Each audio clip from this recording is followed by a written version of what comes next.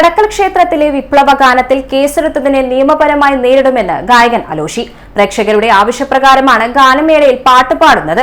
ക്ഷേത്രോത്സവത്തിൽ വിപ്ലവഗാനം പാടരുതെന്ന് തനിക്കറിയില്ലായിരുന്നുവെന്നും അലോഷി പറഞ്ഞു. ആസ്വാദകരുടെ ആവശ്യത്തിനാണ് പ്രാധാന്യം നൽകുന്നത്. വിപ്ലവഗാനം പാടിയത് തെറ്റാണെന്ന് പോലീസിന് തോന്നിയിട്ടുണ്ടാവാം. പാട്ടുപാടുന്നത് ഒരു കുറ്റമായി കണക്കാക്കാൻ പറ്റില്ല. ഉത്സവ പറമ്പിലെത്തുന്ന ആസ്വാദകരാണ്. അവർ ആവശ്യപ്പെടുന്നതാണ് പാടുന്നതെന്ന് അലോഷി പറഞ്ഞു. കടക്കലിലെ വിപ്ലവഗാനവുമായി ബന്ധപ്പെട്ട് കോടതി നിർദ്ദേശം വന്നു, FIR ഇട്ടിട്ടുണ്ട് എന്ന് മാധ്യമങ്ങളിലൂടെ അറിയാൻ കഴിഞ്ഞു. മറ്റ് ഒഫീഷ്യലായിട്ട് ഒരു അറിയിപ്പും കിട്ടിയിട്ടില്ല. അതുകൊണ്ട് തന്നെ കൂടുതൽ പ്രതികരണങ്ങൾ ഈ സമയത്ത് വേണ്ട എന്നുള്ളതാണ്.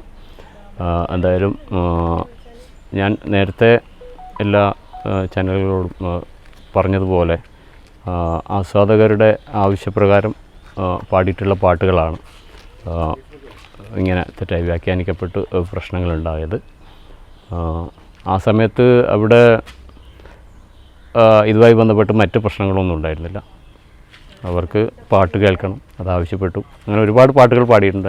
അതിൽ ചില പാട്ടുകൾ ആൾക്കാർക്ക് ഈ പറഞ്ഞ പരിപാടിയിൽ വന്നിട്ടുണ്ടോ എന്ന് അവർക്ക് അറിയില്ല.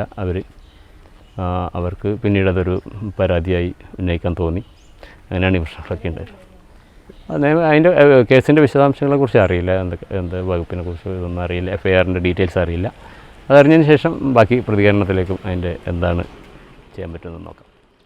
കൊല്ലം കടക്കൽ ക്ഷേത്രത്തിലെ ഗാനമേളയിലെ വിപ്ലവഗാന വിവാദത്തിൽ ഗായകൻ അലോഷിയെ ഒന്നാം പ്രതിയാക്കി കഴിഞ്ഞ ദിവസം പോലീസ് കേസെടുത്തിരുന്നു.